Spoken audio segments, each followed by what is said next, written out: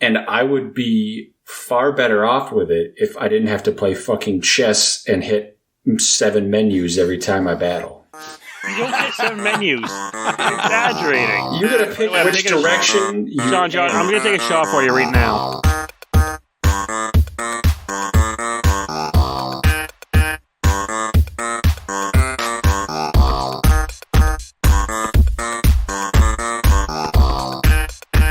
Welcome back,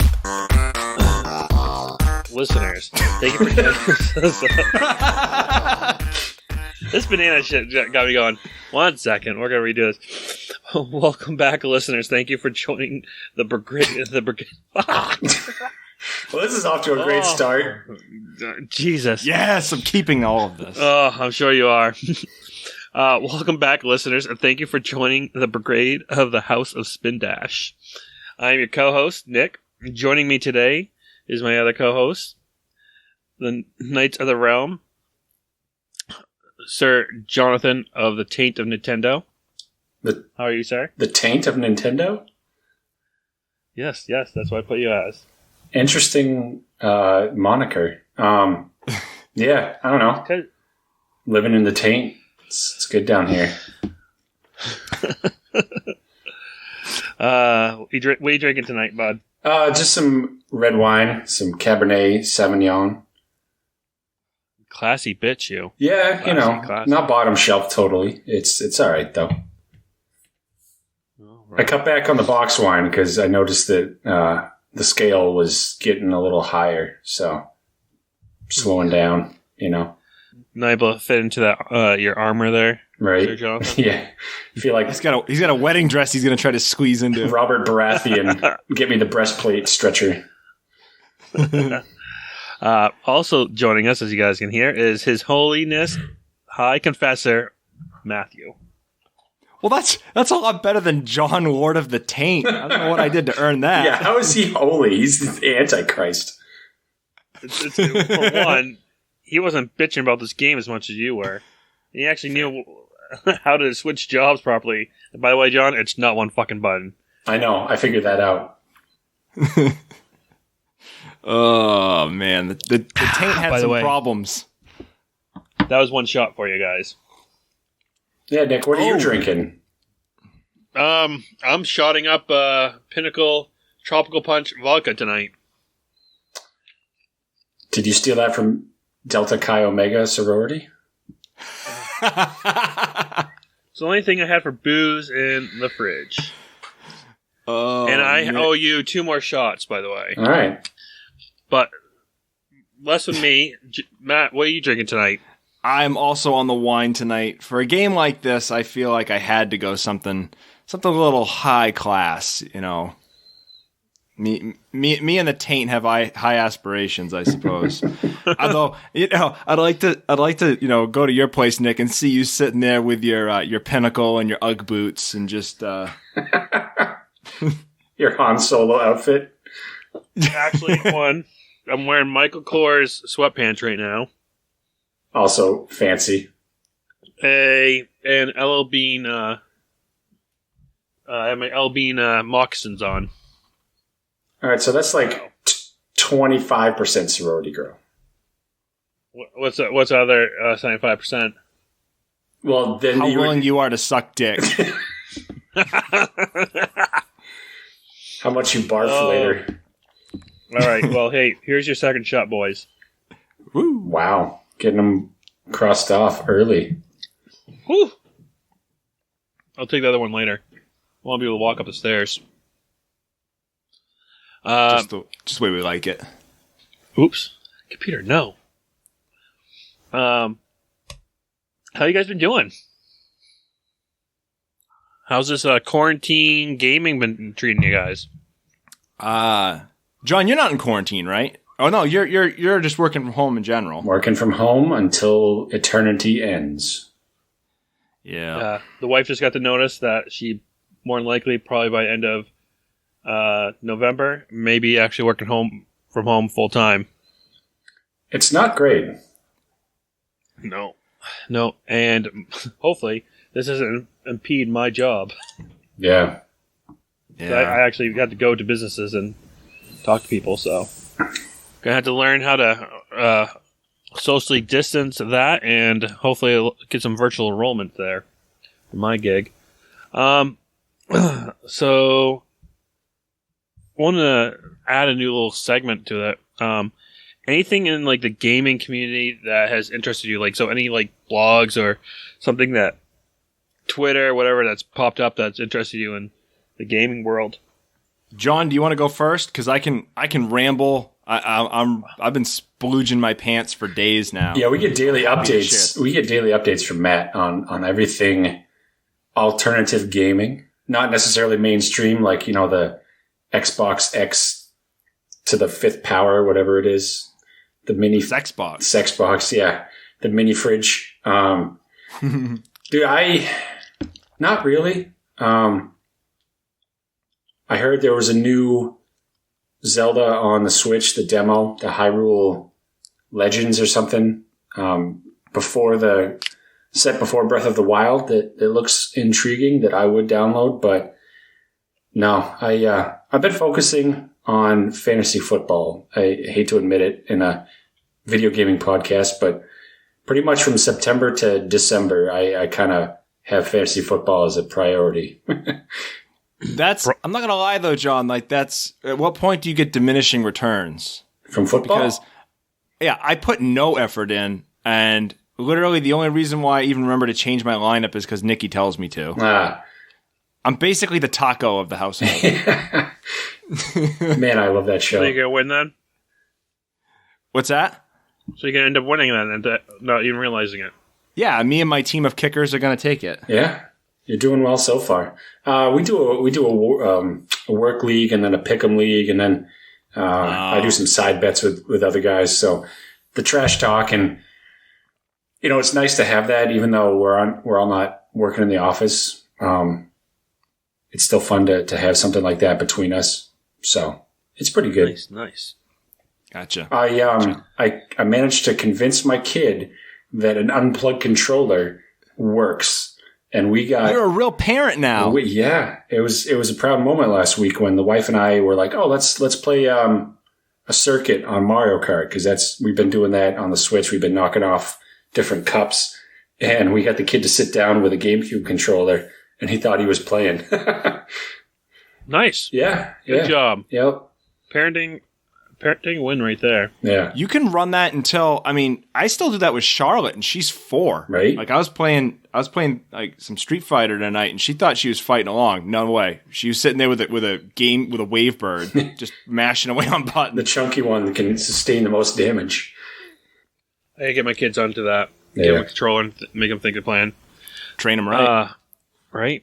The only thing I've been on a hunt for a affordable handheld retro game system, just so I can play these games that come up with us, and I don't have to worry about being stationed in front of a TV. I can play wherever, whenever, just in case I need to plug away. Because I'm feeling when we do a more console base like SNES and other items like that, it's just a little bit harder for me to concentrate and focus and stay on it. Whereas handheld is easy to wake up in the middle of the night. Oh, I'll just plug away at this real quick. Yeah. It's actually hard to keep up with that because there's so many different retro handhelds coming out of like Chinese manufacturers. Abernac or Aber something is one that always shows up. I honestly can't keep track of them. There are a ton, and they're getting better and better as every day goes on. There's actually a newer version of what you have, John, that I saw out. That's only like $30 right now online. Yeah. I saw that too. Matt sent us a link a little while ago in our group chat, and it had the list of the top like 20. Well, one wasn't Matt that sent it; it was me. Oh, it was you? Yeah, okay. I said that. Ha! Yeah. Huzzah! Mine was like $25 on Amazon. I see it varying. I got it secondhand from some guy. I'm not overly attached to it. I like something with a bigger screen because I have crappy eyeballs. So it'd be nice to have something. $25 right now for it. Pass. Worth it, sir. Other than that, Nick, can I rant about my latest endeavors online? Yeah. So I have just about been shitting bricks for about, I don't know, 2, maybe 3 weeks. I have gotten accustomed to getting basically a brand new Dreamcast game every other day. I can't remember the guy's name. Megavolt85 is what he goes by in the Dreamcast Talk forums. And he's working with another guy, YZB.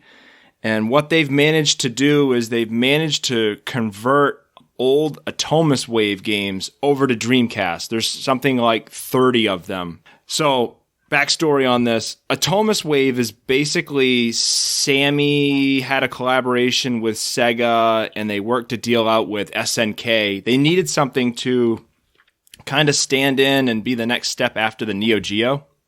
So the Atomus Wave was basically just Dreamcast hardware repurposed to run cartridges. And these guys have managed to take this arcade system and basically convert these games back to Dreamcast. They seem to release one every other day. There's like 30 games total. I would say probably, 10 of the 30 got ported elsewhere, PS2, Xbox. But the rest of them are pretty much exclusive, locked onto this. So, amazing. Like, I've been flipping my shit because almost every other day there's a brand new Dreamcast game for me to play, which, it's friggin' 2020. Like, there's more games coming out in the Dreamcast right now than there's coming out for the PS5. Like, that doesn't even make any sense. That's pretty cool. I've been putting in so much time on my Dreamcast lately. Nice. Wonderful. Well, hopefully you didn't put so much time in where you actually maybe got to play the game of the week. Huzzah! Huzzah!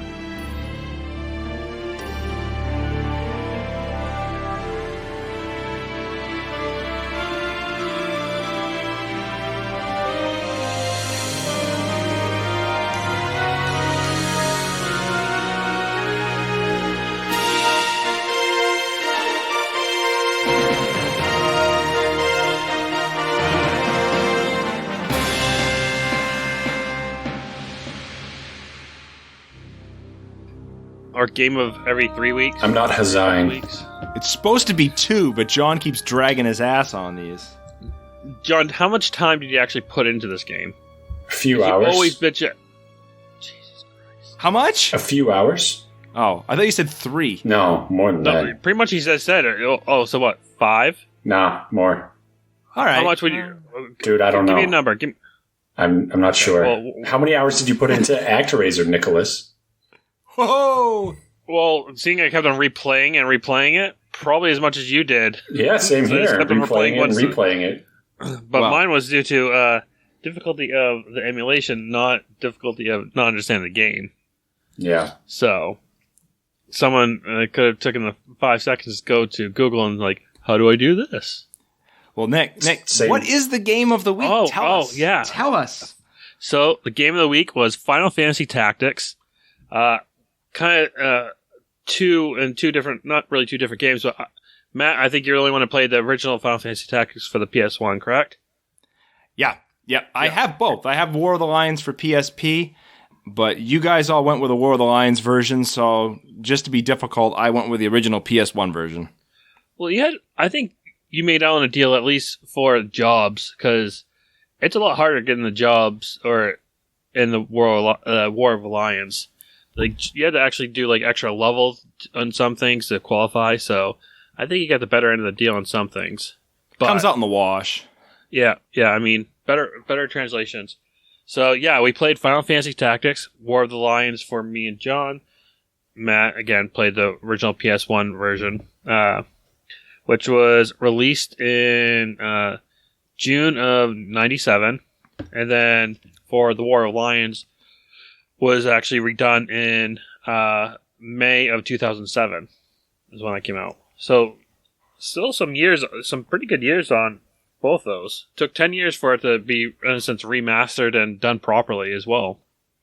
The game actually offered, in the new version, because it is a single-player game, but it also offers a multiplayer version. Did not know that. Huh, I didn't know that either. Yeah, I guess you can do co-op and you can go against each other. I had to figure out if you can actually do it. 'Cause I played on the iOS just because it's easier to play, quickly play. I think John did the same thing, iOS. And obviously, I played for PlayStation. The platforms that actually this came out was so any Android device, iOS, PSP. It's on the PlayStation Network as well, apparently. Wish I could find it. So yeah, and PlayStation. It was published by. Well, so the original published for Final Fantasy Tactics for the PS was Square Company Limited.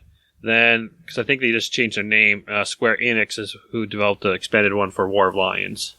But isn't Square Enix just Squaresoft just renamed? Yeah, rebranded. Square and Enix had a merger back. Yeah. I can't remember how many years ago it was. It was like, I want to say it was after Final Fantasy 12 came out. I could be wrong on that. I can't remember when Square and Enix merged, but yeah, that's where you get the whole Square Enix thing. And I think you can still buy, I think they're still making PS1 greatest hits in Japan that will have Square Enix branding on it, which is crazy. It's friggin' 2020. The game follows a young squire into his knighthood as trouble has taken over the... How would you guys say this? I say Ivalice? Ivalice. Ivalice? Okay. Yeah. Kingdom. Some bad stuff going after the 50-year war of the Seven Territories. And what ends up happening is you go into the War of the Lions. So it's following your lead, which is Ramza Bolve? Bielve? I pronounce it Beowulf. I don't know how... Beowulf sounds right. That makes more sense. Yeah, Beowulf, yeah. Sounds proper. And you follow him pretty much through 4 acts of him growing. And it is a long game, guys. It is a very long game. John wouldn't know. Yeah, I know. John wouldn't know. It took me 46 hours, I think, altogether to plug into this and get it pretty much there. And I also... That part of that 46 hours was getting all the extra characters, too. I'm not going to lie, Nick. I did not get out of the second chapter. I have pages upon pages of notes that I took just watching summaries of this game because I wanted to know the story. You know, we were talking and it was like, I don't think I'm ever going to beat this in a timely manner because I'm having way too much fun grinding, hitting levels, doing all this stuff. Okay, you're in chapter 2. What level are you? I'm in the 30s in chapter 2. I think I just hit like 54 or 55 with Ramza at the end of chapter 4 by beating the game. Wow. But it's a nice SRPG. The story kind of is wrapped up into the battle system. Again, revolves around Ramza and pretty much him being in the middle between 2 factions. One being that's leading by his family, and another being led by the church. So a real Game of Thrones shit going on in here, like before Game of Thrones, and it gets pretty dark too. I took a look because I wanted to know which came out first, and I didn't write this down, so I don't actually have the answer. But Game of Thrones and Tactics came about right at the same time. Yeah, I was going to say the late 90s Game of Thrones. Late 90s. But I don't think either one of them knew the existence of the other. It's not like George R. R. Martin knew that this was coming about or vice versa. But yeah. Both of them kind of drew their influence from the War of the Roses. That's right. And the Yorks and the Lancasters battling over the throne, and they all follow that. This one I think even follows it a lot more closely than Game of Thrones. Game of Thrones has got a lot more factions I think in it than this. Yeah, it does. Yeah, there's I think there's at most there's maybe 2 or there's pretty much 2, but you have some minor ones that kind of work underneath the other factions, they get absolved underneath them. Yeah, your banner houses, as Game of Thrones would call it. I think the story on this one is I said this to John, and John told me I was full of shit, and I'm going to argue with him on this, but I think of all the Final Fantasies out there, this may be the best story out of any Final Fantasy I've played. And it's really good. I said that not because I find a lot of RPGs come up with this concept of you're a good guy and you're doing good things and you only do good things. And you're fighting a bad guy and the bad guy's bad and their whole job is because they've done bad things, they do bad things. This game presents that whole good bad, but there's lots more shades of gray. Yeah. Oh, there's so much gray in this. I mean, even the game opens up. The game opens up in this gray from the start. I mean, you've got the scholar who's discovering that all of history is wrong, and that there was a cover-up, and that really the hero of this entire story has been hidden from history, and that all the story's been written by the victor, the king. And these papers shed light on it, and they basically do a flashback. And they bring you the flashback and they tell you Ramza's tale of how he really is the hero of this story. And even then it jumps around because the story starts almost in the middle, when you're at the monastery and the princess is being abducted by a stranger who's familiar to you. Right. Yeah, you start off there, then it goes back to the academy where Ramza and the person you're alluding to is Delita, who as we'll find out through there, goes up that ladder pretty from the back. I think he's one of the best puppet masters, actually. Plays everyone so well. I asked you in the chat, do you think he's the bad guy? And you were kind of like, well, is he neutral? Is he this? And we kind of went in this back and forth of who is good, who is bad, what is good, what is bad. You would never say that in any other Final Fantasy game. But this game I think is so complex. There's so much going on in the story, of everyone trying to seize this throne that I don't know. I think this is probably one of the most complicated Final Fantasies out there. They talk about the 50 Years' War, and I can't remember some English war with France is what it's modeled after. But basically, Ivalice loses, and their entire kingdom is like desolate. They're broke after this war. You have all these soldiers coming back. They're not getting paid. There's riots. There's just disloyalty. It's just a shit show in this kingdom following this war. And then I have that the king in this land in Ivalice has some sons, and I believe they died in the war. And it becomes this question of succession. Who's next for the throne? And I believe he adopts his young sister, Ovelia, takes her as a daughter. I believe she's assumed to be the successor to the throne. And then out of the blue, the king has a son. So you have these warring nobles. The king goes and the king's sick and the king dies. Some of the nobles don't like the queen because she's power hungry and mad. And the queen wants her son to be on the throne so that she can rule her group. She can rule his region, I think is what she wants to do. And the nobles favor that Ovelia is on the throne so that the nobles have one of their own that can act as regent. So you've got two factions in Ivalice, right? You've got the Order of the Northern Sky. In my version, I don't know if in your version they're known as the Hakuten. Do you see that word at all? No, it's just a Northern Sky and Southern Sky. Yep. I wonder if they just left it untranslated and then the other group I've got the Southern Sky and they're the Nanton. I wonder if they just kept it the Japanese. They didn't translate that in my version. So you've got Duke Larg, who is the Queen's brother, and he's with the White Lion group. The White Lion, which is the Northern Sky, wants the young baby to be the one on the throne. Then you've got the Southern Sky who wants Ovelia on the throne. And I believe that's kind of what this whole thing is like fizzling in the background. And then you cut to Ramza and Delita. So Ramza is your main character. Delita is a commoner. He's not a noble like Ramza, but at Ramza's father's wishes, both him and Delita go to academy, and they're studying to be knights or whatnot. Yep. And Delita's sent there because Delita is someone that Ramza can trust, and with all this shit going on, Ramza's father wants him to have someone he can trust, which is interesting in itself because Ramza has two older brothers, Dicedarg and Zalbog.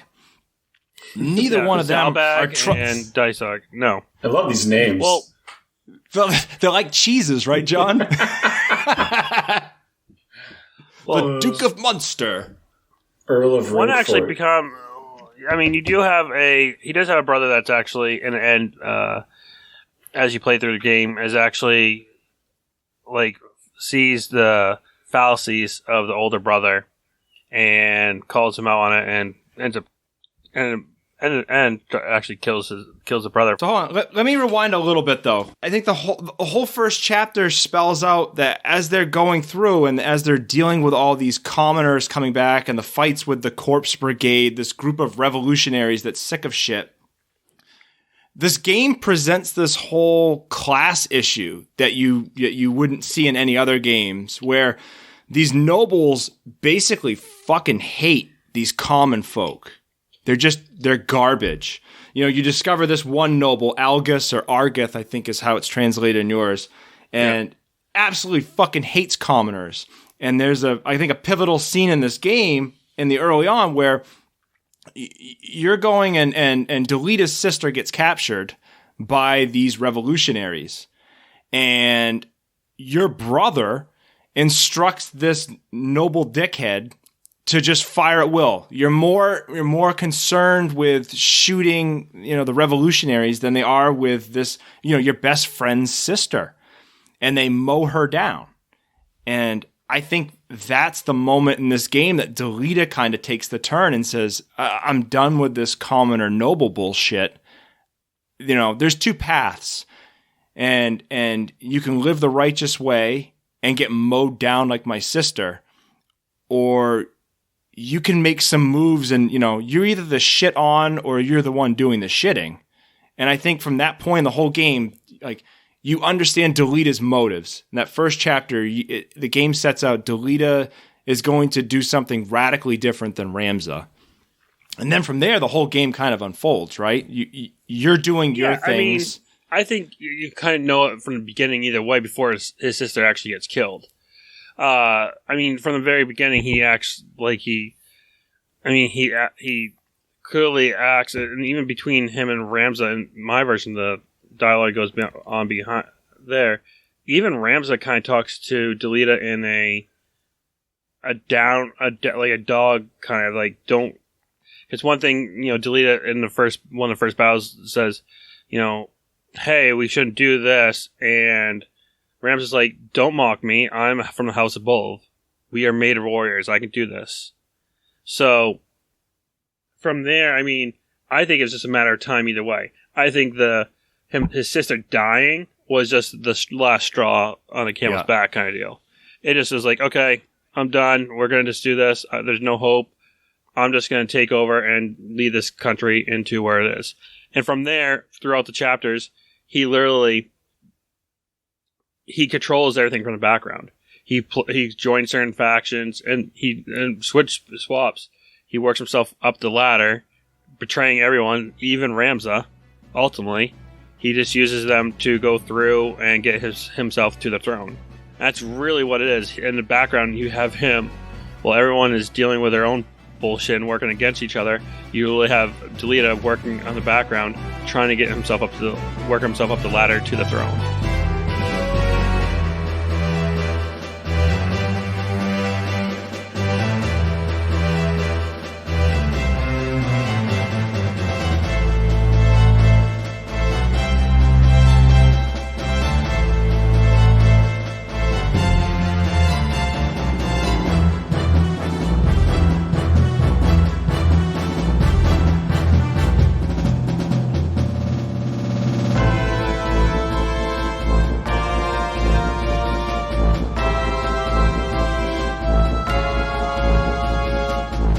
So you've got this whole like northern sky, southern sky fighting over the throne.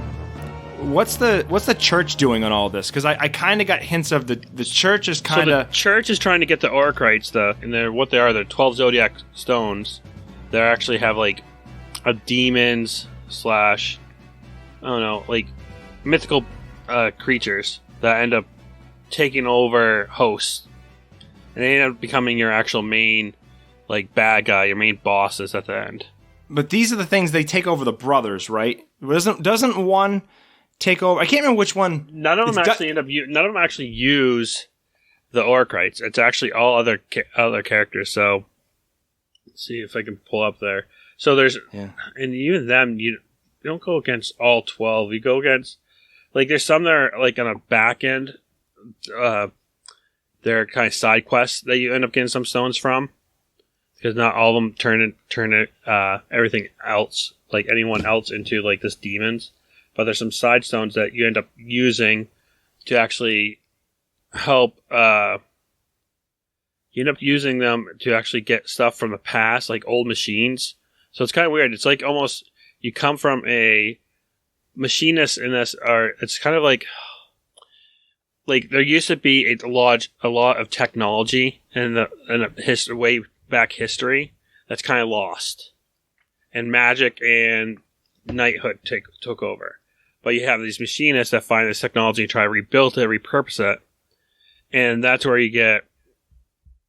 And you use these to actually, like, I think one item you end up starting up is a robot that you actually ends up joining your party. Another one is you start up a time machine, or a thing that takes something out of another dimension. That's how you get Cloud. So these tools are actually used. These stones are actually used to power some of these tools. But again, they're kind of, and those things have their own thing where they're trying to actually resurrect a main baddie of the game. And if I can find all my notes, because there's so much notes. Yeah. And to be honest, I didn't follow the story really that much because I didn't really care about it. See? I didn't really. I mean, honestly, it was second. But I also played this game so many times that I know the story. I played. I'm like, it doesn't like. Oh, his sister kills. Wine. Yep. Okay, cool. Let's get back down to the fighting. Let's get back to the strategy of it. I could care less about the story for myself, but I mean, it's ultimately it's a savior story too. It's quite literally like even that story of Delita becoming king is almost secondary to.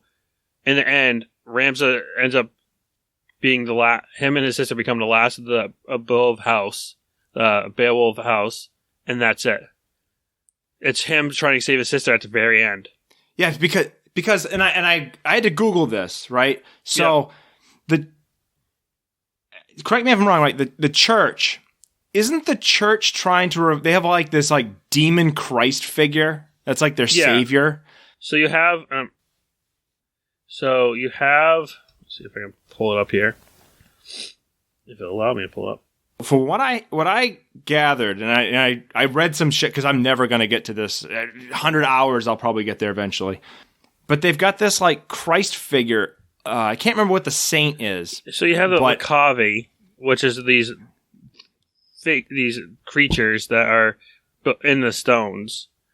And what happens is they're trying to take one of the stones and turn Ramza's sister into the Christ figure. It's what's her name? It's in chapter. You literally don't see, and the thing is, you don't see this ultimate figure until the very last. It's like, isn't it Ultima? Aren't they trying to bring Ultima back? Yeah. It's just her name is. So it's Saint Jorah. Yes, that's it. Yeah, Saint Jorah is who they're trying to bring. So Jorah transforms into Ultima, the High Seraph and leader of the Lakavi. And I thought I gathered that the church is kind of they're kind of backing factions here and there. They're kind of pulling the Delita game because really the church wants bloodshed. At the end of the day, the church wants the white lions and the black followers. Lions. They want to take over. They want enough bloodshed to revive their person. They run on blood like they run on Duncan. Yeah, I mean, you end up having.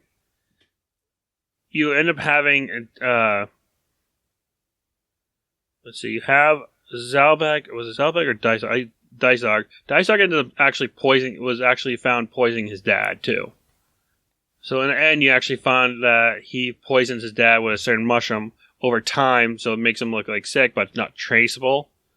And they end up finding this out because what happens is these mushrooms sprout from people that have died from them because the spores live in the body systems, and they sprout from the grave.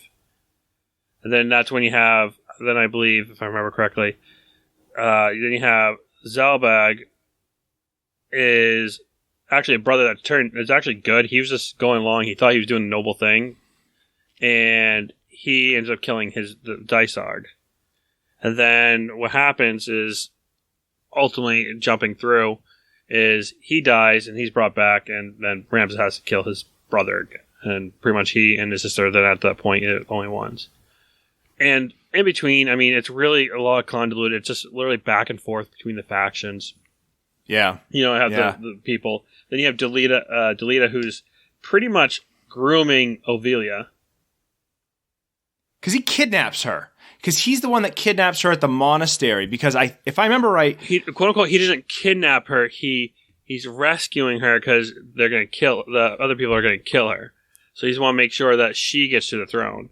So that's how he puts on to her why he quote unquote kidnapped her, is because he was actually rescuing her so he can make sure she gets the throne. Which what he was doing is grooming her so she'll get the throne. They get hitched. He becomes the king.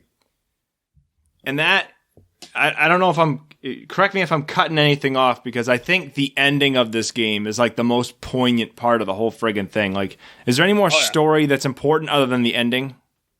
No, like literally, so the ending is, so the first ending, they kind of do a Marvel ending too. So you literally, the ending is, you finish off the Saint Jorah, the saint there, and you kill him. I killed him literally in 3 hits. I sent you the video. We'll upload it. But I literally knocked him out, and then ends. You see, the next thing you know, you're actually at your gravesite where they're giving a eulogy. Orin's there, which is Orlando's adopted son, and asks if his father died bravely, such. And they actually never find any bodies. Orin actually ends up seeing both Alma, which is the sister that you end up saving, and Ramza on chocobos riding off. Like, they kind of say, hey, we're still alive, and they ride off throughout the rain, and you never see them again. Cuts to the credits. Then the credits cut, and you see Delita bringing flowers to Ovelia, his wife, because he has become king, and it's her birthday, and she lunges at him with a dagger and stabs him. He kind of stops it, only gets kind of nicked. He pulls the dagger from her and then stabs her and has her lying dead. Then he kind of walks off onto his knees. He still lives, but he asks, Ramza, did you get your end? Because this is mine. And to me, I don't know why that part, because I watched that, because I knew I wasn't going to get to the end of this. Like, that part kind of struck a chord with me on this, because who has the better outcome? Ramza, he's no longer a noble, but he gets to spend the rest of his life living in happiness. He at least still has a sister, and then you've got Delita. Delita, he's not a commoner. He's got the throne. He goes down in history as being this like great king. But Delita, he did some shitty shit to get there, though. He did some shitty shit, and he has no one. History will remember him fantastically, but he's all alone. Like, and I don't know. I don't know if that's kind of like the Citizen Kane Rosebud moment. I don't know, but it's just like, I don't know. It just stuck with me. Like, just Delita at this point in this game, he got everything he wanted, and it sucks. Yeah. No. I don't know. That just stuck with me. Yeah, that's the story. So pretty much in the end, if you guys didn't know, Delita becomes king, kills his queen, and Ramza and his sister end up living out their lives as no one knows. So it's there. But let's jump into the mechanics of this game. Booyah! Stop John from playing it ultimately, or actually hating the game.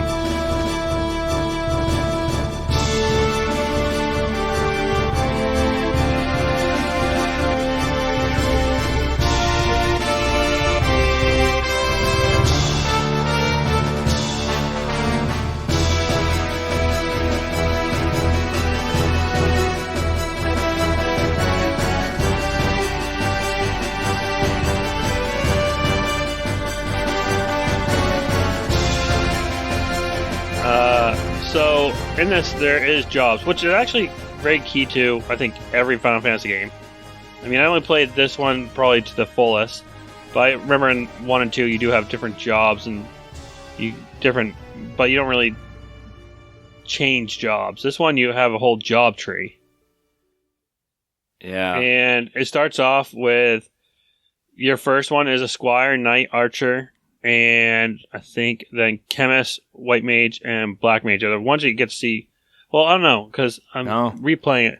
I think you only get the squire and chemist first. You end up building those up to a certain level to then unlock the knight and white mage and black mage. And then from there, as well as you get the archer. Then depending on which one you level up as through, they unlock other jobs. This one handled jobs a lot differently than other Final Fantasies. So this game must have been a complete shit show to people who played Final Fantasy VII and ran into it, because all the Final Fantasy games that are very job heavy never were localized until after. Like, I guess Final Fantasy 1 kind of had some jobs. You know, it kind of introduced the whole white mage, monk, black mage kind of deal. But like Final Fantasy 3 was job heavy. 5 was extremely job heavy. If anything, this game is a sequel to Final Fantasy 5, but it's jobs. They're more complicated than any job that you'll get in a Final Fantasy.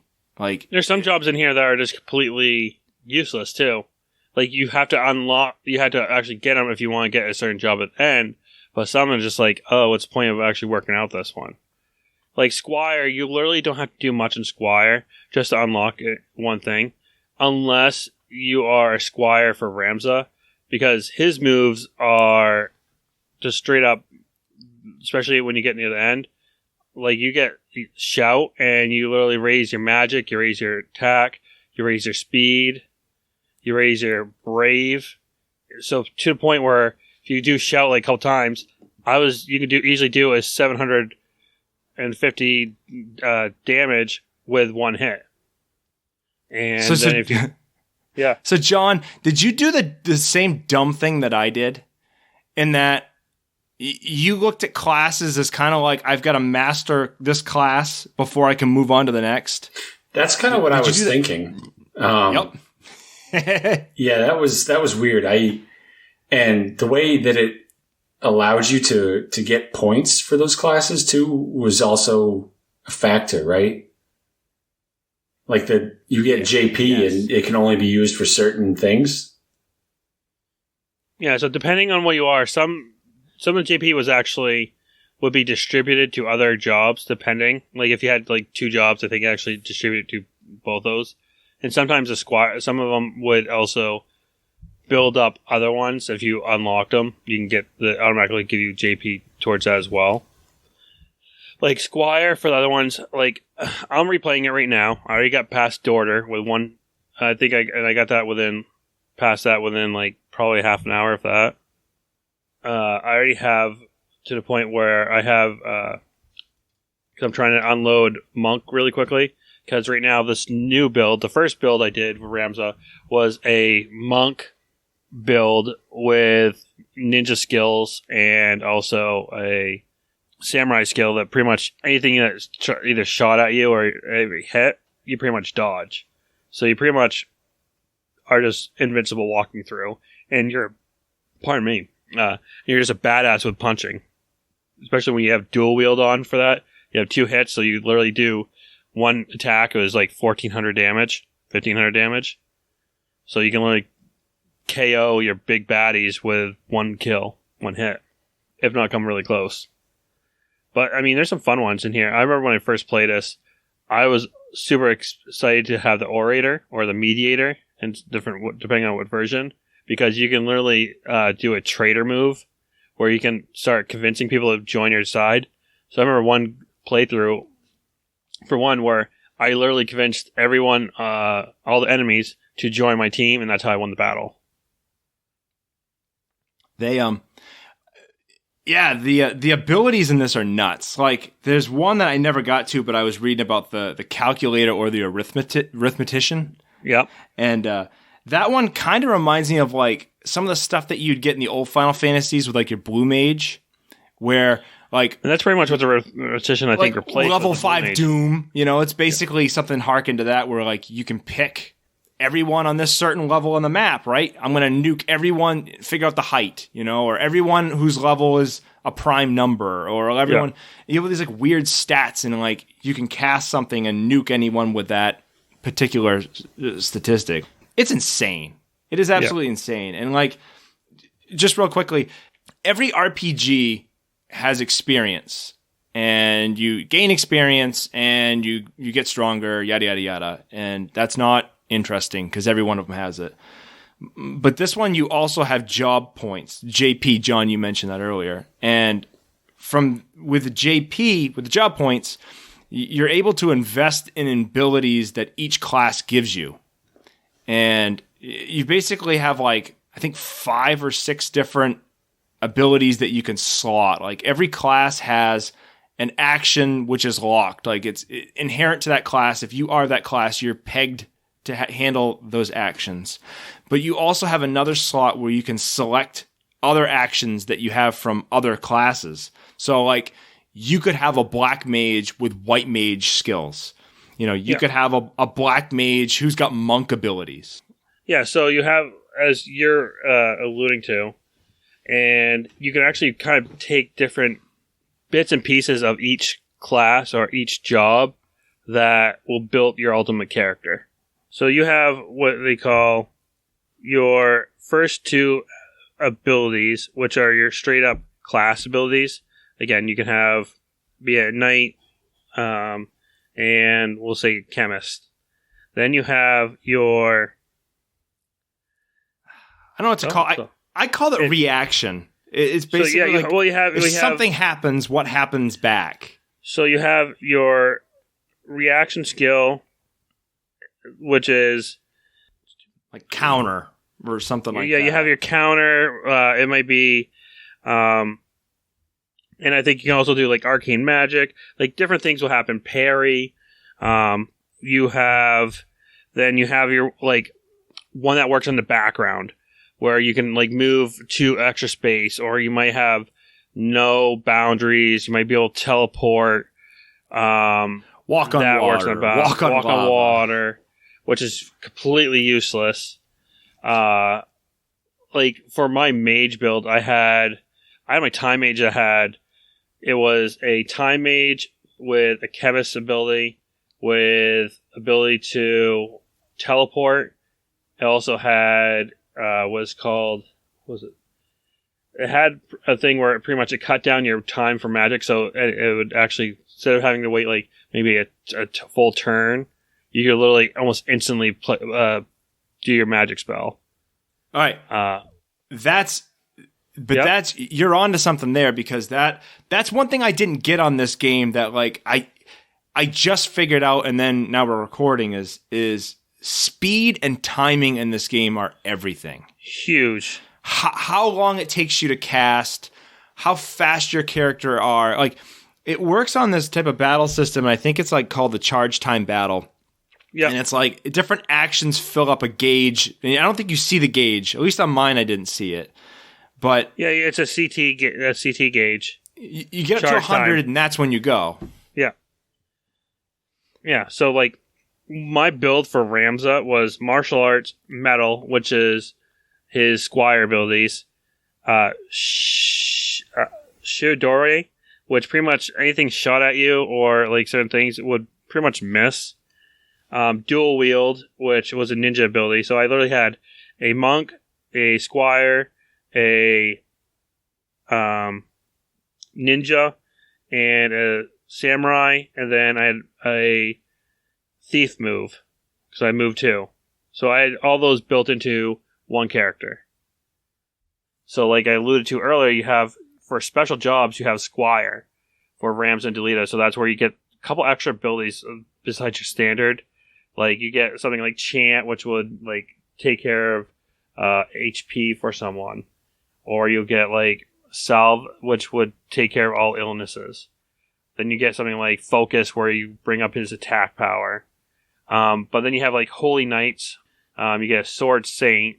Then you get Arc Knight. Those are pretty much all the same character, same moves. But then you get a cleric, which you don't actually see. That's like one of the villains. You get a Dark Knight, which is ability that actually gets unlocked, that you can actually be in the War of Lions. I don't think you actually have the ability. Nah, I don't get Dark Knight and I don't get Onion Knight. Those are the two I don't get. I unlocked Onion Knight really quickly because that's all it is like becoming mastering Squire, or your first ability, then mastering becoming a level 8 or mastering, I think, your Chemist, and then your Squire Knight. But then you have Machinist, Astrologer, the Divine Knight. You have those are the specialty jobs, some of the specialty jobs. You also get some specialty, you also have Assassin, a Templar, a Dragonkin, which is a Dragoner, a Soldier, which is, the Soldier is your, that was Cloud from there. I literally unlocked Cloud. I did not use him. At that point, you don't need them. You've got things that are so much better. Well, you get so many people that are better, and like, unless you would probably use them if you grinded, but you get some of these characters so late in the game that's pointless. Like you get Orlando in I think early on, I think mid chapter 3, and you use them all 4. You don't get you get Merrick and Rafa in chapter 2, but you don't use them. You pretty much use Agrius from the start, which you get, and Mustadio from the start, which is a Machinist. Then once I got Orlando, I got rid of Agrius because they're the same pretty much one, but he's just pretty much badass. Then you end up unloading, you get, then to do some special quests, like some side quests, you unlock Beowulf, Cadmus, and Reese Dueler. They're a badass couple that pretty much join the party, and I use them because once you get Reese, has dragon, pretty much as a human dragon, so you have all the dragon abilities. Then you load up with samurai abilities, and pretty much you walk and destroy everything. So John, how do you feel about this now that you've listened to us ramble on about builds? What are your thoughts on this? It sounds a little overwhelming, but ultimately intriguing that this game has this much depth, and I would be far better off with it if I didn't have to play fucking chess and hit 7 menus every time I battle. You don't get 7 menus. You're exaggerating. You gotta pick which direction you... John, I'm gonna take a shot for you right now. Alright, thanks, buddy. Woo! That's 3. Alright. You finally do your punishment shots. You're welcome. Alright, I appreciate it. Your tolerance is sky high, as we know, so you're gonna have a solid buzz in like 5 minutes. The one thing I would... The one thing that I would tell you, John, because I think you approached this like I did. All I can think of, and this is not a good example, but like in Diablo, you know, I'm gonna build my tree out. I'm gonna work from here, and I'm gonna go there. And in this game, it's not how that works. You pick a job, and you're gonna move that job to somebody else because you want this skill, and then you're gonna jump to this other job because it's gonna unlock this job, which gets you this. Like, you're constantly shuffling in and out of jobs because there's an end goal that you've dabbled in that you want. You know, you may have to jump 7 jobs in order to build this decked out character that's just gonna go wreak havoc. And like, everyone plays differently, so. You know, Nick may go and build these insane batshit people that are just like storming this. You know, maybe I want to sit back and I want to have a caster group that can do this and that and that. Like, it's just batshit insane the amount of combinations, the amount of customizing that you can do. Like, this is a tinkerer's game. Yeah, and it sounds like you played Diablo wrong too. What? Yeah. I never in Diablo. I never filled out the whole tree. Oh no! You picked certain ones that you want to go route. through. You picked a route. You go like in this game. You picked a route that you wanted to go. Yeah, there were combos you could do in Diablo 2. Like, yeah, but in Diablo, I can't take a sorcerer and then become a rogue and then become something else. The only difference here is that there's just more of there's a lot more options, obviously, and you can jump so quick. You jump very quickly. I mean, I say for you guys to keep on playing this. And John, you paid for it, so you might as well play it. I've wasted money on a lot dumber shit. John, seriously, I sent you guys. Well, okay, from the beginning, I tried to set you guys up for success. Did I not? Well, you've mentioned this game every 3 podcasts that we do, so you know. You did say Did I not send you a website? Did I not send you a website how to build? That's a coward's way, Nick. That's a coward's way. That's long gone in my memory. I literally, from the start of this, I sent them a thing just like, hey, just a heads up. So, because one, I knew this was a long game, so to kind of have them go through and play it so they didn't struggle, because I knew they were going to struggle, because I knew they're going to like, oh, what am I going to do? What am I going to do? And I'm like, hey, here's this, a good little build to kind of get you through. And it was a good little site that would also say, hey, this is how you play the game. You know, because typically when you get a game, you read the instructions, I would assume. No. Burn you got Tweedledee and Tweedledum here. I just go full bore into... Dude, I don't even read the instructions on Lego sets. What happened? What happened? 98% success rate, and this is in that 2% category where I just... No. Bullshit. Bullshit. So I'm gonna do a third way here, Nick. I'm gonna challenge you, but also tell John he's an idiot. I'm glad that I didn't read anything for a while on this one, because I don't think I would have loved this game if I did. So I went through, and that first fucking chapter is such a it doesn't kid. There's no kid punching. We'll phrase it that way. I went through with my squires and my chemists, and I thought I was doing pretty good. I struggled here and there. And then I read about like leveling up. I was like, I'll grind a little bit. And yeah, I didn't get that the first, you go back to the castle, you buy better gear. I kept trying to buy shit from the place that only sell magic stuff. So I fucked myself, right? But I got to Dorder, and I feel like that in the game is like the make or break moment. Like you get to Dorder, and like if you're at Dorder and you have not thought about jobs, if you have not planned out where you're going, even in the slightest amount, you're going to get shit stomped. Yeah. The archers are going to wreck you. The mages are going to wreck you. You're going to do this over and over and over. I went through this, Nick. I probably played a good 5 hours just grinding before I even got to Dorder.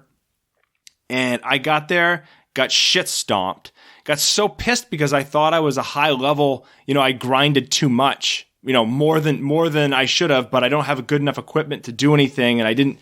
So I went back to an older save, and then did the same thing again before I finally sat down and just said, I need to figure out how jobs work, because I'm not doing it right.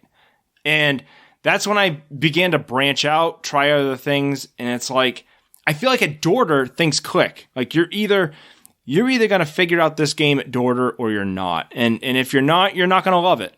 It's not for you. If you're not willing to spend the time to look under the hood and find out how this thing works, this game's not for you. Dorder forced me to do that, and because of that, it's like, oh, I see what you want. It's like, okay, Final Fantasy, you want me to break this game. Okay, how will I break this game? And then I loved it after that.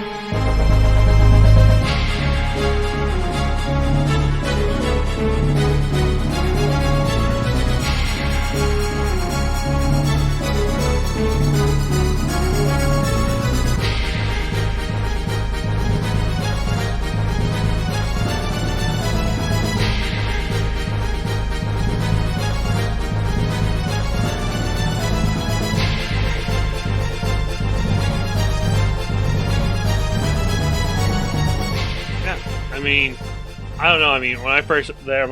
When I first played this game, I knew of different jobs. So when I first initially played a game, I also go through. I'm like, okay, let me get to a menu and look through a whole menu. So I'll go through the whole menu. That's typically how I play the game. Is like, okay, I have this. Oh, I have this. Okay, how do I change this? So that's how my brain works. That's how That's not how ours work. No. Clearly, no. You guys are just bash and clash, which is odd for your jobs and versus my job, where my job dictates that I should be go, balls to the wall, and not think things through. Yeah, both your jobs are highly jobs that require some thinking and some strategy and some thought about it. But hey, maybe this is where you guys turn off that side and just go balls to the wall. That's exactly what I was going to say. I want to shut my brain off. You know, and actually, Nick, that's a good point, because that was my big problem with this game. I would come home from work and my brain would be friggin' fried, and it's like, I don't want to play a game that makes me think. And I would get to a point where it's like, okay, Nick's gonna bitch at me if I don't play this. I will fire up the PSP and I'll play this game tonight. Like, my kids are in bed at, like, I don't know, 7:30, 8, somewhere in that range. So once I forced myself to turn on the PSP and fire up this game, I would blink and it was midnight. It was the weirdest thing. It's like I ignored once the game was on, nothing else in my house actually mattered other than just like grinding an obscene amount, collecting JP, building this, attacking that, and it's like it amazed me how much this game sucked me in once I allowed it to. When I got over that hump of, oh man, I don't want to think, to, okay, I'm willing to think, boom. Like, this game sucks so much of my time when I let it. Yeah, it really, really does. Do you guys even do the tutorial that it even gives you? Just to... No, that's dumb. Nah. No. The tutorials are for pussies. So, yeah, I'm still... so it's funny, I've played... I'm at Garland right now. I'm still level 1. And I think I'm probably I could probably finish this. I could probably finish chapter 1 probably, but with being still under level 10. But if sounds like by your standards, you're probably, by the time you got daughter, you're probably already level 20, and you know what's going on. And that's what bit me. You know, I think if I was to go back and restart it, you know, I would do things a lot differently. Like, daughter, I need some range. So I need either an archer or a mage, because I've got to do something for range. And then with a squire, I can't hit.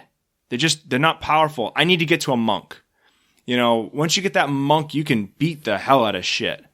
So I think now that I understand how this game wants me to think, if I was to start it over again, I'd probably crush this game, because I think once your mind wraps around what it's forcing you to do, which is you need to dink around with abilities and jobs, and don't stay static. You need to jump in order to build something better.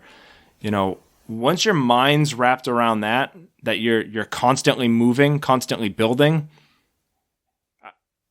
I mean, the possibilities are endless. I mean, you could steamroll this game, you know, if you put the thought into it. And easily do it. You know, it's getting your brain. I'm not a strategy. I'm not a tactician. I don't play a whole lot of strategy games. I want to jump and shoot. So to get my mind to a point where I need to be, I don't even know if this game's even strategic as much, tactical as much as it is just like planning. Like, really, this game is. I don't know. There's just a lot of thought and planning into what you want to do. I don't know. I guess it's strategy, but I don't know. It's the amount of systems in this game. Like, you know, I didn't understand what Brave and Faith did. Yeah. All my characters had Brave and Faith, and I just kind of stupidly okay, this character's got Brave, so maybe they hit harder, and this character's got Faith, so maybe they do magic better. That's wrong as shit. Yeah, so what happens is it's pretty much the more faith you have, the more you're actually acceptable to magic too, and more also the stronger your magic is as well.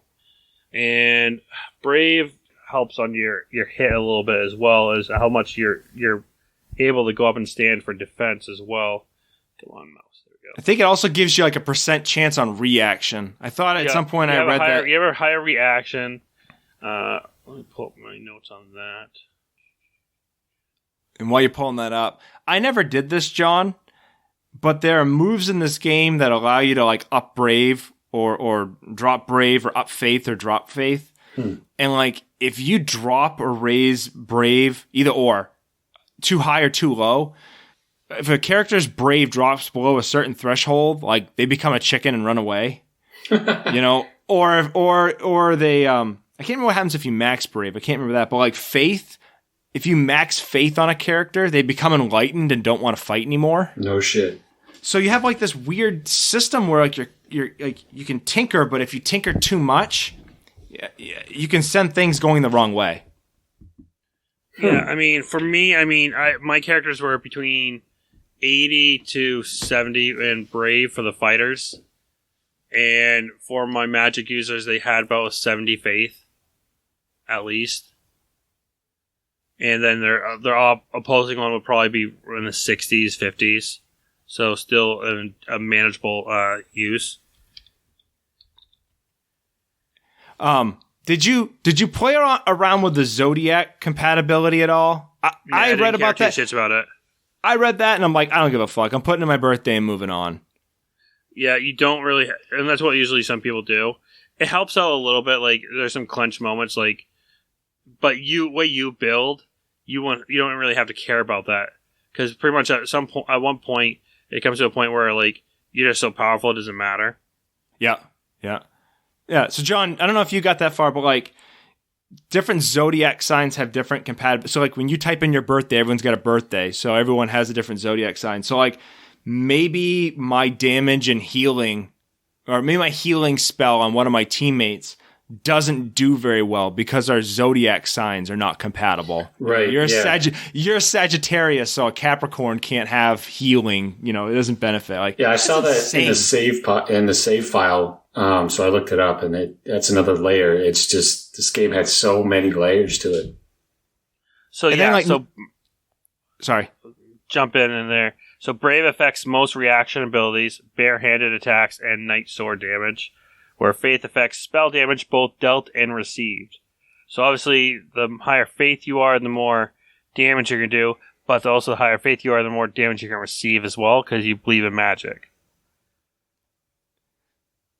So I remember one guy I fought that I put out Flare, which is a pretty badass friggin' move.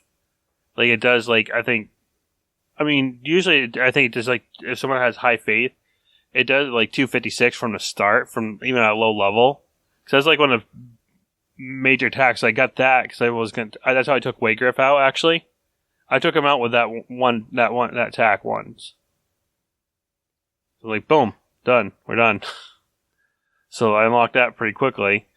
But I used the same move on someone that has high bravery and low Faith, and it barely did like 100 damage.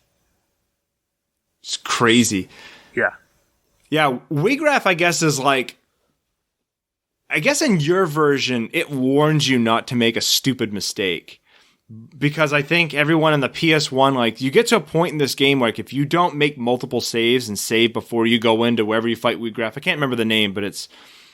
You don't want to save in the middle of it because you could fuck yourself and have to restart the whole game. You could totally screw yourself. But I think your version warns you should probably make another save or something like that. Oh, so I mean, I've always been a multi-save point person as well. Yep. So I always had, like, I think by the time then I was rotating between 4 save points from different parts in there where I could start. I'm like, I'll save here, and I'll just rotate through those. So... yeah, I actually had it when I first played this game. I think I had to restart from the very beginning.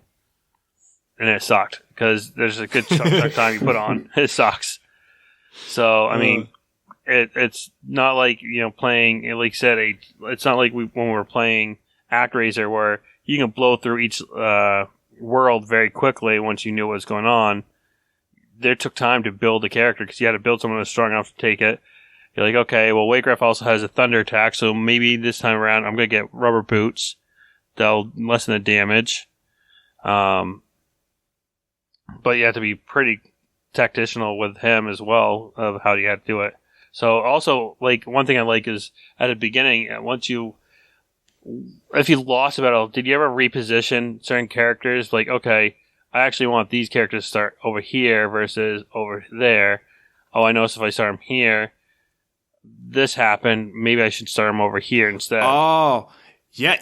We haven't talked at all about that. Like tactics on the map. We just talked about building stuff. No, I had a couple times where I would position my characters in really dumb spots, and then I would get into the map and realize they were in dumb spots and have to like move around rocks and stuff. Like I'd screw myself. I'd leave like a mage or something off trapped behind a rock, and like there's a bad guy near him, and he gets shit stomped. So there's one actually it's in Dorter. If you position was it Dorter? There's one where you actually have to rescue someone. Depending on where you place Ramza to start, or if you where you place certain characters, like if you place them like so it's really close, they will actually kill that person a lot quicker, even though you're closer to them. You're like, I'll have to start here. But next thing you know, because that person's going on where you are, like, and they end up doing something stupid where they get themselves killed. Like, I literally started a match. I didn't get to move because the NPC at the time that you're trying to save moves in a stupid spot and gets, like, tag teamed and is dead before I even move. Actually, when you initially see Argoth, what did you say as Ramza's default? Do you say save him? Or you say, no, we gotta do something else. He's secondary. He's secondary is what I picked, because at that point I knew Argoth was a douchebag, so I didn't care. So that's a good move, because what happens if you pick the other one and he gets killed, you automatically lose. Are you serious? Oh, that's right, because you have to rescue him. Yes. Yep. So if you say no, it puts him into this where he can be downed and you can still play throughout the round. You know what really got me? So you actually benefit from being a dickhead in that move. You benefit from being like, no, I don't want to fucking bother with him. What screwed me more than positioning? Wow, I just slapped my mic, so I don't have to edit that out. Don't worry, I did it earlier, so you're gonna have to go hear it. It's the French in me. I can't talk without moving my hands. That's why I'm drinking wine out of a beer mug again. I'm worried about spilling it. No, but what screwed me more than anything is like I would have a caster. I would pick up my black mage, and I would have him because he's leveled up like crazy. He's dropping. I want to nuke these people, and I would pick select unit. And then the guy would move, and he'd like position himself next to all my people. He'd like come in to attack, and then it would take a turn or two before that guy could actually cast a spell. And he would drop nukes, and he would wipe out half my people. I don't know how many times me not planning on my spells and not like, I should attack this panel, not attack the unit. I screwed myself with that so many times. Like it was just, mage nuked everyone. Time to hit reset. I don't know if you guys did that a lot. Not too much with mages. Because once I was able also to get time mage, that's the first thing I always want to unlock for my mages, is get time mage going. Because once you start putting like haste or stop on someone, it's pretty much game over from there. I mean, you can pretty much roll the thing. So I usually, that's why I had at the end, my combo was a time mage with abilities like swiftness and teleport, because I could literally cast my spell really quickly, then I could teleport out and be safe. So I mean, it depends. And it sounds like you went more magic heavy too. What I found that I would do is I would have some characters that were magic heavy and some that were attack heavy. And I'd always send out my attack people, but I'd have my casters, my long range people always like prepping in the back. But I would do dumb shit and it would cost me. You know what? Another thing I didn't learn, Nick, until way too late was like, don't come at people head on. I noticed that like, not unless you were pretty much a monk status and you had good hits, because monk was the only one that could literally, you could do like heavy damage as being barehanded. So yeah, you don't want to go heavy on that. Or if you learn this as you go through a game, that unless you had a buff on of some sort.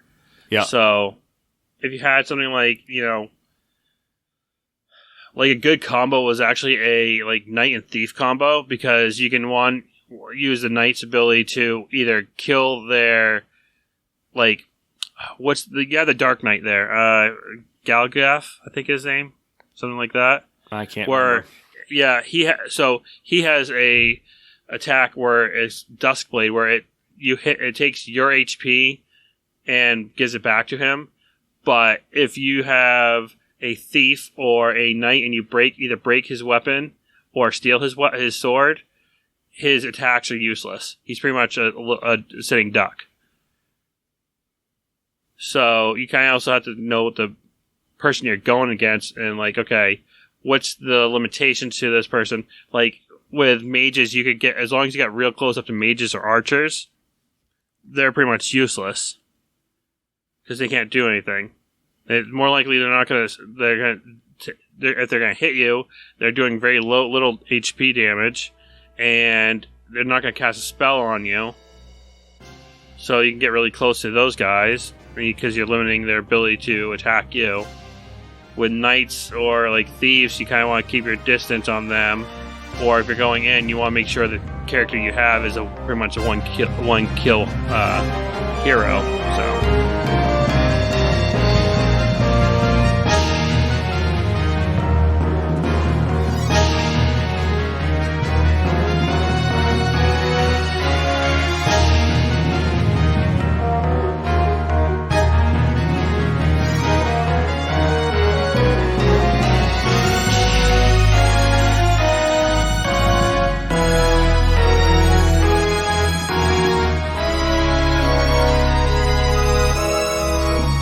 What cracks me up about a lot of this, Nick, is I vividly remember, because I think I listened to it earlier, not too long ago, the Crystal Warriors episode, and I vividly remember John bitching that game was very shallow and very boring, and that he hated every second of it because it was slow and there wasn't a lot to it. So then as a follow-up to that, you dished up by far, I think, the most complex game that we've played so far, both story and just sheer number of mechanics stacked on top of each other. Go into the extremes. It's like a fucking Swiss watch. And John, no dice here as well. It hurts my feeble brain.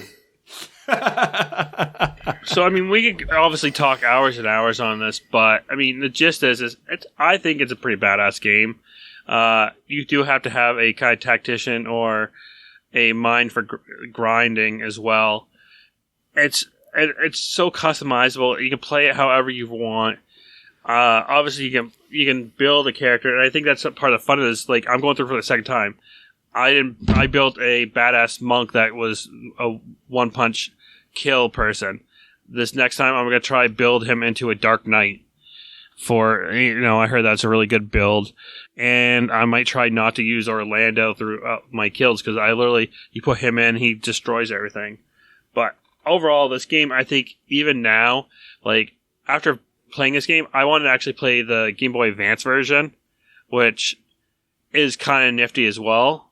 And, by the way, that's going on the list. So, fuck you again, John. Fuck you. I don't know when it's going to come up, but it's going to come in. Nick, just a side tangent, and we'll get back to it. I went through my list today, and I sent it to John, and I sent a bunch of, like, what I thought John would be happy with and what John would be pissed with. and I put, like, smiley faces or frown faces next to it. And I have one strategy RPG on my list, like, way down. Like, we're not going to touch that for forever.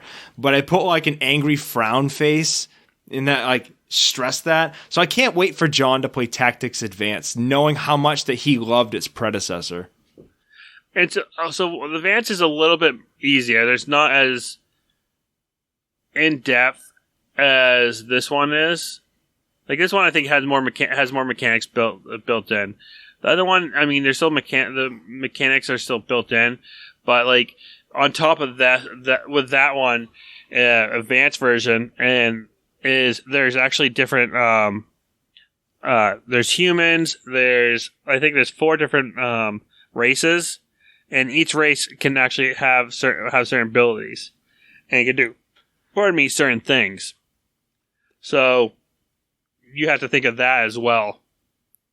Oh, but so I wonder if Tactics Advance, I know nothing about that, but I wonder if that is taking place well before this game.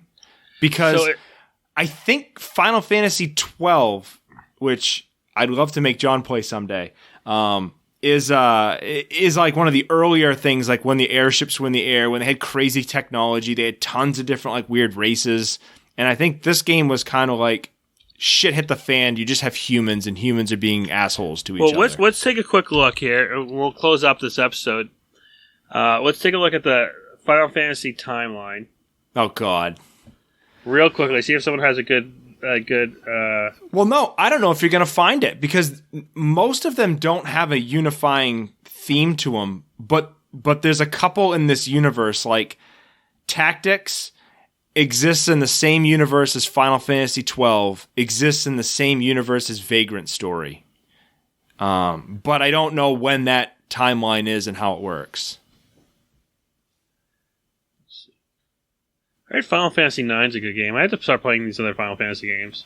I've been talking forever. I wanted to make John play 8, and every time I say that, he's like, "Oh, you're talking about Final Fantasy 8. I'll play it, bar for myself." Every time. You do that too. Anytime I talk about something, you're like, Anytime I bring something up, you're like, no, you're so stubborn. What games have you brought up? Oh, not games. Not games. I'm like, hey, Matt, you want to do this? And you're like, ugh. 3 years we lived together, I'd always be like, hey, Matt, let's do this. You'd be like, no. Well, it's because you pushed it. I'm not pushing. I'm just telling you. You are a little pushy. You will be a better person if you played Final Fantasy. I can just tell the way you text that is your pushy nature. I would never push. I would gently nudge. Gently nag. I would. Here's the thing. I've finished all my wine, probably like a half a bottle at least, and I have no argument for that. No. I would make you play 8, though. You and I are stubborn in our own misunderstood ways. I went through my list, though.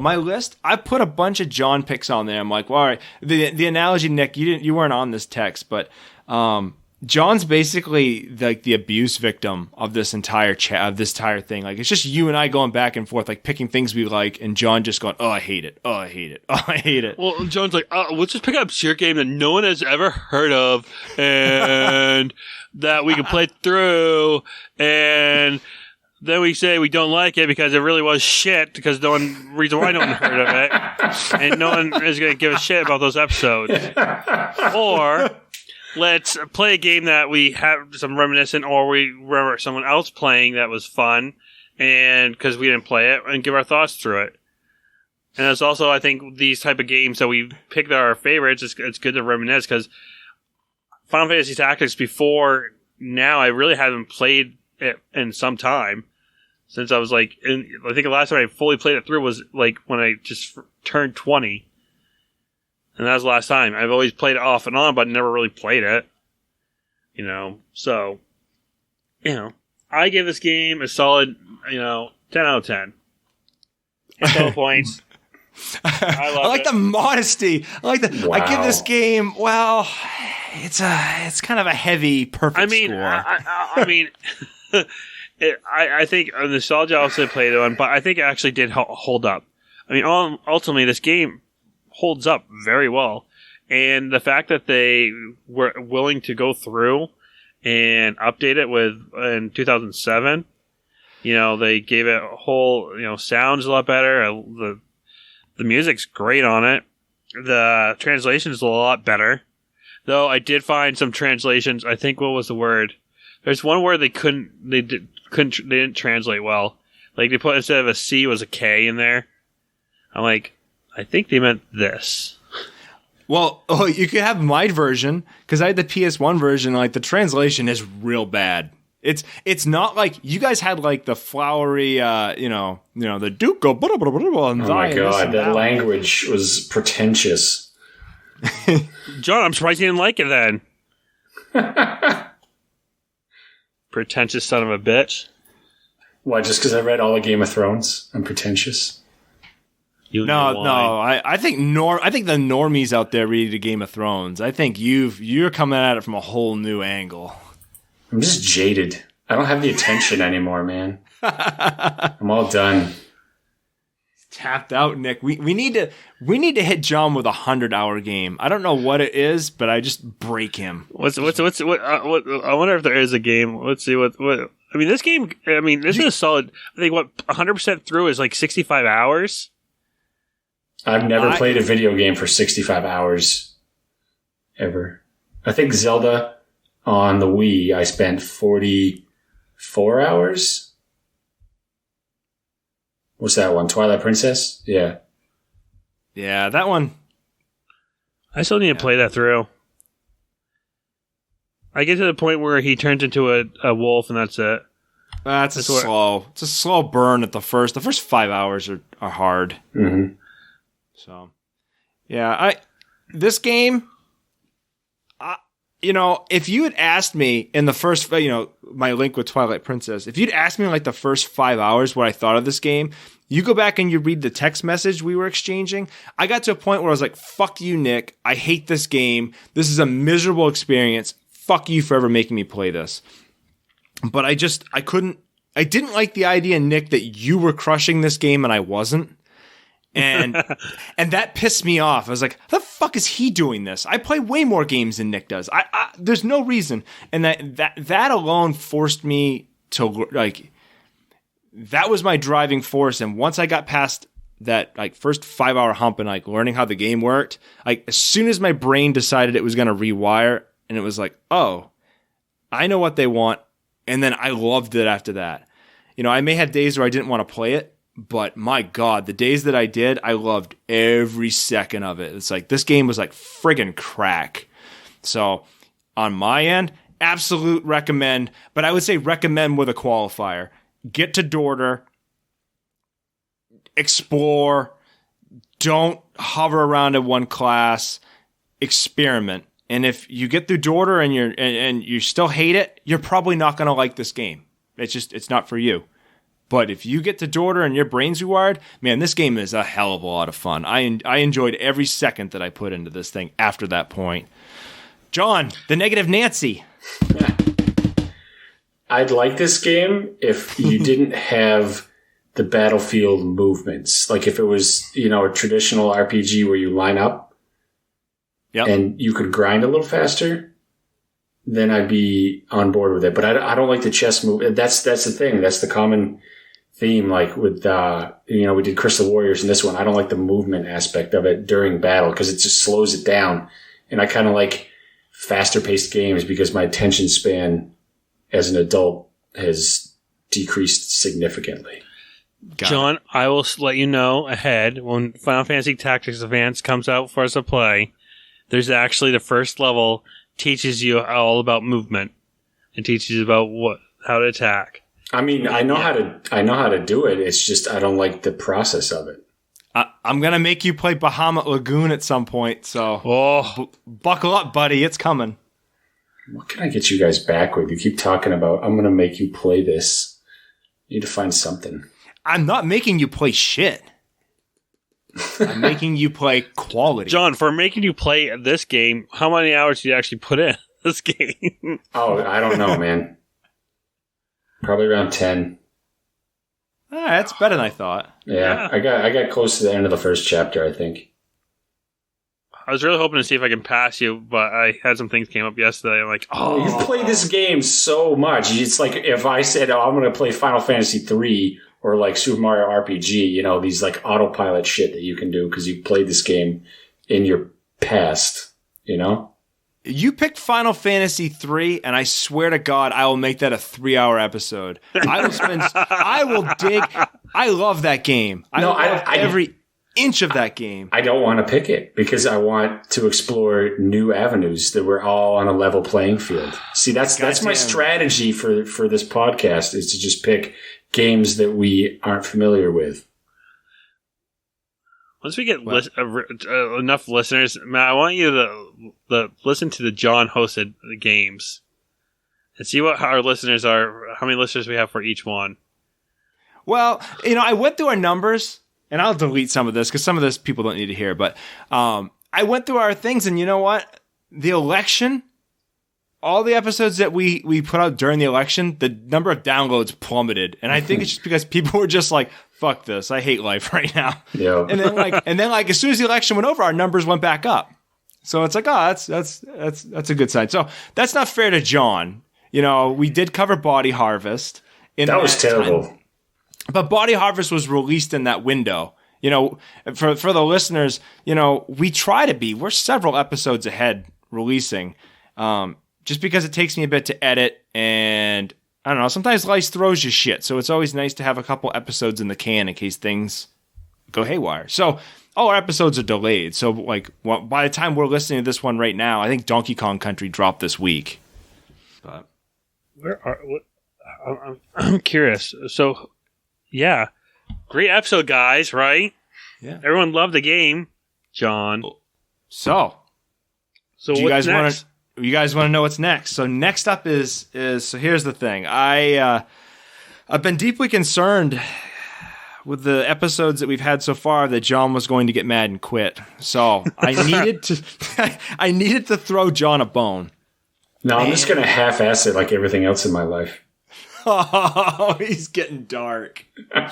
Oh, he's getting deep in thought as he gets down on the bottle. Quarantine's, getting to me, fellas, I got to say. Well, I'm glad that... John, do you need me to come over and hug you? Nah. You sure? Yeah. All right, so Nick, we've got a game. We haven't covered much Sega, or at least when we tried to cover Sega, it hasn't recorded. We've kind of had some issues there.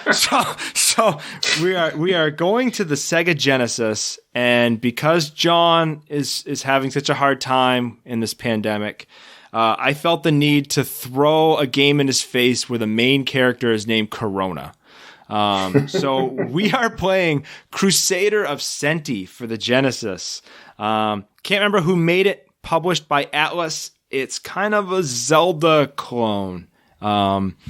It is stupid expensive to buy. So I'm glad that you guys like me are filthy rich and that we've all purchased this cartridge for like a cool $500, I think is what it's going for.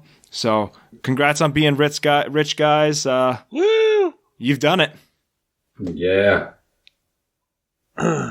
As always, please subscribe, leave your thoughts, reviews. We definitely want to hear it. Follow us on our social media, which is Spin Dash Retro for both our Twitter as well as our IG. So Instagram, the Grom, as some kids call it, the kids call it now. Follow us there. Matt is doing a wonderful job with our social media. He's just nailing it, getting stuff going. Thank you guys so much for listening. For all those listeners out there, tell your friends. Again, give us your feedback if you have games, or if you think if you want us to talk about something else as well, introduce maybe a little thing. We'll do it. We're open. Thank you again. Thanks for listening. Have a great week. Thanks, guys. Thanks, everybody.